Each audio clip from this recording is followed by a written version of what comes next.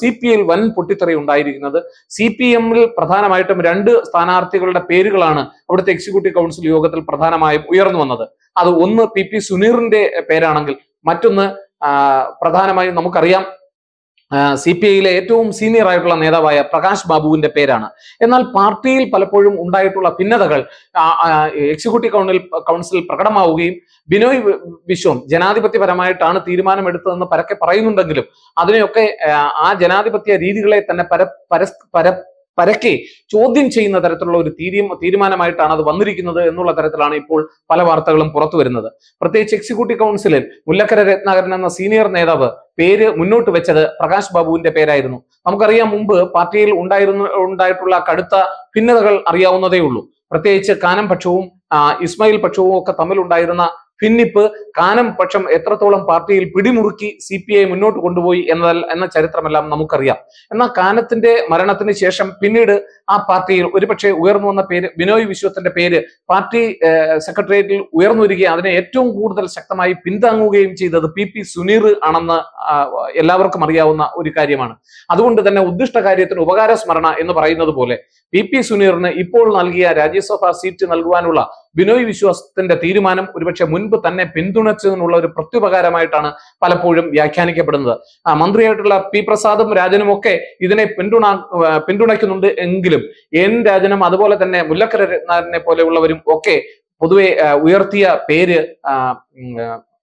Senior ആയിട്ടുള്ള CPI പാർട്ടിയിലെ തന്നെ ഏറ്റവും സീനിയർ ആയിട്ടുള്ള പ്രകാശ് ബാബുവിന്റെ പേരാണ്. മാത്രമല്ല, രാഷ്ട്രീയപരമായിട്ടുള്ള ചരിത്രവും പാരമ്പര്യവും ഒക്കെ എടുത്തു നോക്കിയാലും രാഷ്ട്രീയ പ്രസ്ഥാനത്തോട് ഏറ്റവും ഏറെക്കാലം ഈ പാർട്ടിക്ക് വേണ്ടി കഷ്ടപ്പെട്ട ഒരു വ്യക്തി എന്ന നിലയിൽ പലപ്പോഴും പാർട്ടി സെക്രട്ടറി ആയിരിക്കും ഒക്കെ ചെയ്തിരുന്ന അസിസ്റ്റന്റ് സെക്രട്ടറി ഒക്കെ ആയിരുന്ന ഈ പ്രകാശ് ബാബുവിന്റെ പേരാണ് എപ്പോഴും പരിഗണിക്കപ്പെടേണ്ടതെന്നൊരു ഭൂരിഭാഗം CPI നേതാക്കളുടെയും ഇടയിൽ നിന്നും അഭിപ്രായം ഉയർന്നു വന്നിട്ടുണ്ട്. ഈ പശ്ചാത്തലത്തിലാണ് ഒരുപക്ഷെ CPI ഇപ്പോൾ ഗ്രസിച്ചിരിക്കുന്ന ഏറ്റവും വലിയ പ്രശ്നമായിട്ടുള്ള ഈ പാർട്ടിക്കുള്ളിലെ തന്നെ പ്രത്യേകിച്ച് നേതാക്കന്മാരായി കഴിഞ്ഞാൽ പാർട്ടി സെക്രട്ടറി സ്ഥാനം ഏറ്റെടുത്തു കഴിഞ്ഞാൽ പലപ്പോഴും തങ്ങളുടെ ഇംഗിതത്തിന് വഴങ്ങാത്തവരെ അല്ലെങ്കിൽ തങ്ങൾക്കെതിരെ വിമർശനങ്ങൾ ഉന്നയിക്കുന്നവരെ പൂർണ്ണമായി ഒഴിവാക്കിക്കൊണ്ട് തീരുമാനങ്ങളെടുത്ത് മുന്നോട്ട് പോവുക എന്നുള്ള ഒരു ദുർഭൂതം ഈ അടുത്ത കാലത്തായി CPI ബാധിച്ചിരിക്കുന്നതായി പല മാധ്യമങ്ങളും റിപ്പോർട്ട് ചെയ്യുന്നുണ്ട്. ഒരർത്ഥത്തിൽ പറഞ്ഞാൽ അത് ശരിയുമാണ് എന്ന് നമുക്ക് കാലാകാലങ്ങളായിട്ടുള്ള കഴിഞ്ഞ ഏതാണ്ട് ഒരു 10 വർഷത്തോളമുള്ള CPIയുടെ ചരിത്രം പരിശോധിച്ചാൽ മനസ്സിലാകും. എന്തായാലും ഇപ്പോൾ ഉണ്ടായിട്ടുള്ള ഈ പ്രശ്നം തീർച്ചയായിട്ടും CPIയെ സംബന്ധിച്ചിടത്തോളം ഒരു കീറാമുട്ടിയായി പിന്നീട് അവശേഷിക്കും എന്നുള്ള കാര്യത്തിൽ സംശയം വേണ്ട. പാർട്ടിയിൽ പ്രബലമായിട്ടുള്ള ഈ ഗ്രൂപ്പ് അടിസ്ഥാനത്തിലുള്ള ഈ വാഗ്വാദങ്ങൾ അല്ലെങ്കിൽ ഈ വിമർശനങ്ങൾ ഒക്കെ വരും കാലങ്ങളിൽ പാർട്ടിയുടെ കെട്ടുറപ്പിനെ ബാധിക്കാനുള്ള സാഹചര്യം കൂടി ഉണ്ട് എന്നുള്ളതാണ്. PP സുനീറിന്റെ പേര് മുന്നോട്ട് വെച്ചപ്പോൾ ഇടതുപക്ഷത്തിന്റെ നേതാവായിട്ടുള്ള പ്രത്യേകിച്ച് CPIയുടെ നേതാവായിട്ടുള്ള ബിനോയ് വിശ്വം പറഞ്ഞത് അത് ഒരു മൈനോറിറ്റി വിഭാഗത്തിലെ പ്രത്യേകിച്ച് ന്യൂനപക്ഷ വിഭാഗത്തിലെ ഒരു വ്യക്തി എന്ന നിലയിൽ PP സുനീർ ഈ പദം അർഹിക്കുന്നുവെന്നും അതുകൊണ്ട് ആ പരിഗണന കൂടി വെച്ച് അദ്ദേഹത്തിന് ഈ സീറ്റ് നൽകുന്നു എന്നുള്ളതുമാണ്.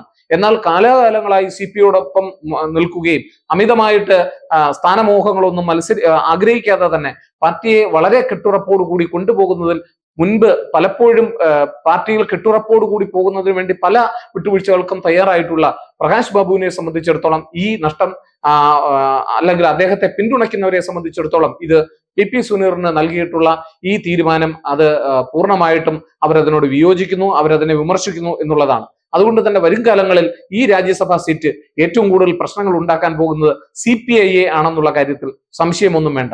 ഒരുപക്ഷെ രാഷ്ട്രീയ നേതൃത്വം പ്രത്യേകിച്ച് പാർട്ടി സെക്രട്ടറിയായി തെരഞ്ഞെടുക്കപ്പെട്ടാൽ തനിക്ക് കിട്ടുന്ന പ്രത്യേക അധികാരങ്ങൾ കൊണ്ട് തന്നെ തങ്ങളെ വിമർശിക്കുന്നവരെ, രാജാവ് നഗ്നനാണെന്ന് പറയുന്നവരെ ഒഴിവാക്കുന്ന അല്ലെങ്കിൽ അവരെ പൂർണ്ണമായ ഒരു മൂലക്കിരുത്തുന്ന ഒരു ചരിത്രം പേറിയിട്ടുള്ള എല്ലാ രാഷ്ട്രീയ പ്രസ്ഥാനങ്ങളും പിന്നീട് മണ്ണടിഞ്ഞിട്ടുള്ള ചരിത്രമാണ് കേരളത്തിൽ ഉള്ളത് എന്നുള്ള ഒരു യാഥാർത്ഥ്യം നമ്മൾ മനസ്സിലാക്കേണ്ടതായിട്ടുണ്ട്. അങ്ങനെ മനസ്സിലാക്കിയാൽ CPI ഇപ്പോൾ എടുത്തിട്ടുള്ള ഈ തീരുമാനം തീർച്ചയായും അത് പാർട്ടിയുടെ കെട്ടുറപ്പിനെ ബാധിക്കാനുള്ള പല സാഹചര്യങ്ങളും നിലനിൽക്കുന്നു എന്നുള്ളതാണ് മാധ്യമങ്ങൾ പറയപ്പെടുന്നത്. എന്തായാലും വരും ദിവസങ്ങളിൽ നമ്മൾ മനസ്സിലാക്കേണ്ടുന്ന ഏറ്റവും പ്രധാനപ്പെട്ട ഒരു കാര്യം, കേരള രാഷ്ട്രീയത്തിൽ വലിയ വിട്ടുവീഴ്ചകൾ ചെയ്ത CPM ഈ ഘടകകക്ഷികൾക്ക് ഈ സീറ്റ് നൽകിക്കൊണ്ട് മുന്നോട്ട് പോകുവാൻ ശ്രമിക്കുമ്പോൾ തീർച്ചയായിട്ടും തങ്ങളുടെ തന്നെ ഘടകകക്ഷിയിൽ ഏറ്റവും പ്രധാന വിഭാഗമായ CPIയിൽ ഉണ്ടാകുന്ന ഉൾപോര് എത്രമാത്രം തലവേദനയായി CPIക്കുള്ളിൽ മാറും എന്ന് കാത്തിരുന്ന് കാണാം.